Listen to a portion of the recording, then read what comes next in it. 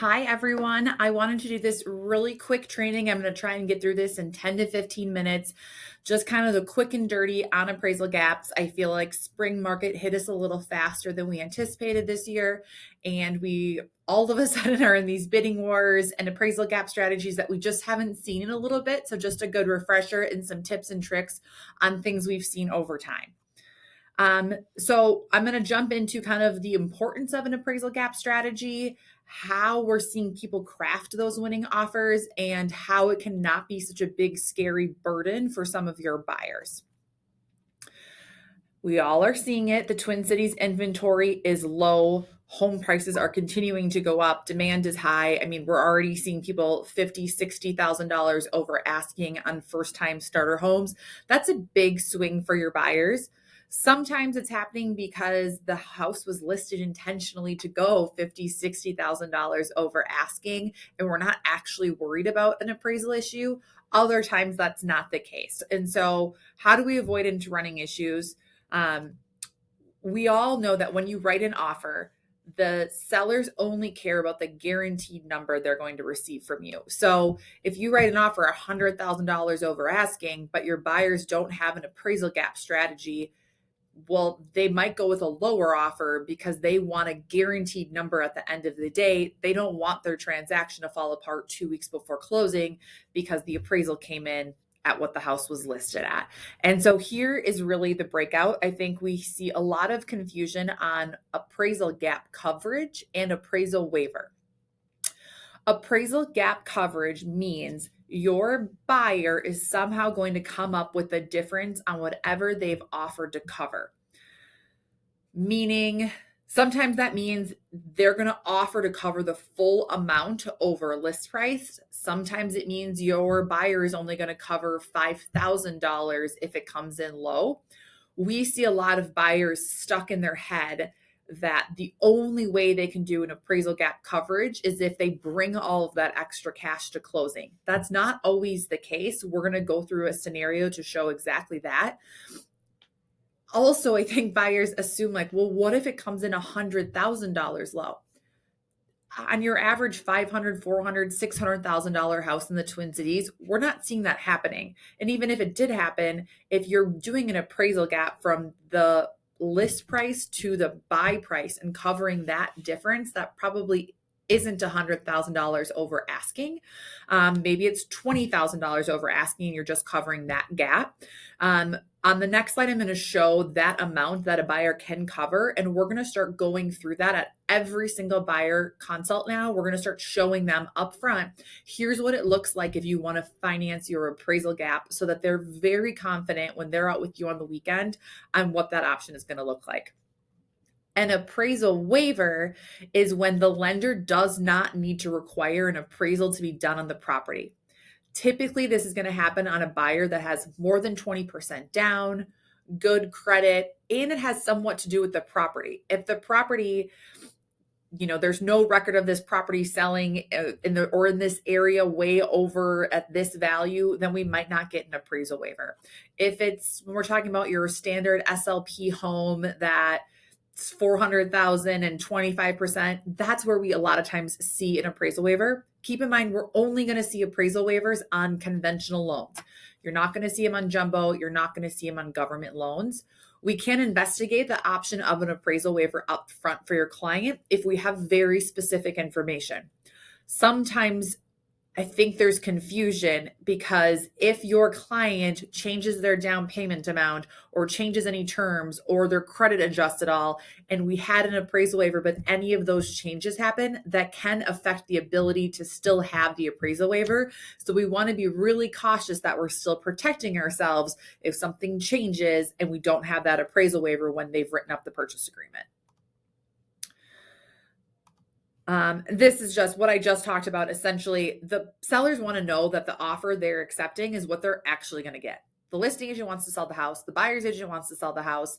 The buyer wants the house, and the sellers want to sell their house and move on to their next house. No one wants this transaction falling apart, which is why the appraisal guarantee becomes such a big piece. I think educating our clients as well on how a appraisal comes together, and that it also has to be on sold comparables. So where we see appraisal gaps become a big deal is this time of the year. Things just started into multiple offers. If the house down the street is sold for multiple offers, $50,000 over asking, but it hasn't closed yet, that's not a comparable we can use or that the appraiser can use. If the most recent sale is actually from 6 months ago when we had a more stale market, then that is where we sometimes see appraisal issues because that's the most recent close comparable for that area. So it's really just the market catching up with itself. And then once we have it catch up, we typically don't see the appraisal issues. It's just as we have this speed up in market and there's not the closed sales to support the values that have upticked so quickly. A lot of times people also think that there's nothing you can do once you get a low appraisal. That's not actually the case. You can always appeal an appraisal. You just need a lender and realtor partner who's able to put in the work and actually figure out if there's any errors in this appraisal. We have a resource and we can always ping them too. But the biggest thing is if there's some obvious comps that were missed that could be added back in to the appraisal. Appraisers aren't perfect, just like we're not perfect. We all make mistakes. I have seen it happen. We had a transaction last year actually with Lynn Byrne. Her clients were purchasing a new construction home around, I want to say it was a little over $1 million. And we had an appraisal come in $50,000 low. In that neighborhood, there was a few sales where all of the details weren't put onto the MLS because it was all new construction. We got the information from those sales. We got the appraiser more details, and he actually raised the appraisal value to above the purchase price once he had more compensating factors. Just because we have a low appraisal doesn't mean we have to sit on that value. It is absolutely worth it in some scenarios, especially if we can find errors in the appraisal, to contest the appraisal. We can always adjust the down payment amount if the borrower qualifies for it. I'll show you what that looks like next. And then also, I think it's really important that you, the buyer's agent, the seller's agent, everyone in the transaction is clear on if we don't have a full appraisal gap, what does that renegotiation look like? Can we negotiate up front that we'd meet in the middle? Is that off the table? Because all of a sudden that adds a lot of anxiety in the transaction for a buyer as well if those expectations of what would happen next aren't clear. Here's an example of how someone's payment and cash to close would change if the appraisal came in low. Right here is the 20% down. If it purchase price is $275. If it appraises that value, the mortgage amount's $220. Cash to close is about $59,000. Mortgage payments are $1,473. Let's say the appraisal comes in low. What does that look like? So here, same purchase price, $275, but now the appraisal came in at $245,000. Are we really seeing appraisals come in this low at this price point in the Twin Cities? No, it's just an easy example. So purchase price, appraisal comes in low. What we can do, instead of them bringing $30,000 extra to closing, we are just having them finance that an additional amount. So we're dropping their down payment to 10% down, and we're doing 10% off the appraised value. So we'll go off the appraised value, 10% down, puts their mortgage amount at $221. Their cash to close stays the same, and their payment just goes up a smidge, largely because there's just now a little bit of mortgage insurance on this. When clients see the numbers this way, for them to just have a slightly higher monthly payment versus bringing $30,000 more to closing, it is completely eye-opening and makes it feel way easier for them to write a strong offer with an appraisal gap scenario.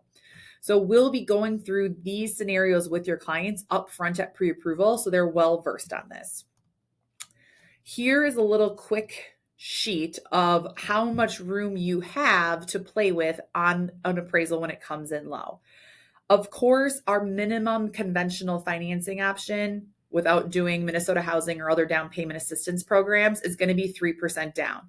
So at 5% conventional financing, if something comes in 1.5% to 2% low, we still have room to drop that to the financing. At 7%, we've got 2 to 4%, meaning we can get down to 3% or 5% down. So if it came in between 2 and 4% low, they could just drop their amount that they're doing down and their loan to value, finance the additional amount, and bring the same amount of money for cash to close. 10% down would put us at 5 to 7%. So the appraisal could come in 5 to 7% low. They can drop the amount they're having for their loan to value, keep their cash to close the same. All the way up past 25% down, we are seeing a lot of appraisal waivers, so we're not as concerned. There's a lot more options in this area. At 20% down, 15 to 17%, it would be pretty low for an appraised value to come in. So we're not, again, seeing that happen as much. Typically, it's in this 10 to 15% down. What does it affect me if it comes in 2% low? Well, that's a dream scenario. We're really going from 15% down to 10% down. The mortgage insurance is going to be a smidge higher. Your cash to close is going to stay the exact same. And oh wait, the good news is we still think rates are going to be coming down. So if someone is going to be refinancing anyways, when they have more equity naturally in their home over the next year, if they go to refinance in a year, we can use that equity in their home and get rid of that mortgage insurance anyways. So it's a really probably short-term thing that they'd even have that bump in mortgage insurance. Again, the whole goal in this is to provide sellers with the confidence that the offer that they're accepting is not going to fall apart. I think once buyers understand why they're being asked to do an appraisal gap strategy or put that clause in a purchase agreement, it kind of eases the tensions a little bit.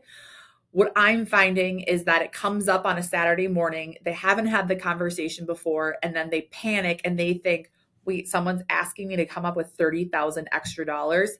That is way scarier than someone saying, hey, if it happens to come in low on the off chance, it means your payment will be $20 more a month. Would you be okay with that?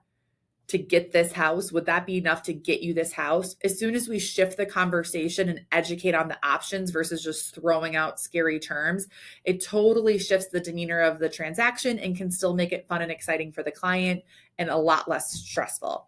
If any of these little cheat sheets are helpful for you, just email, text, DM, whatever, and I'm happy to send you that little image of the percentages too.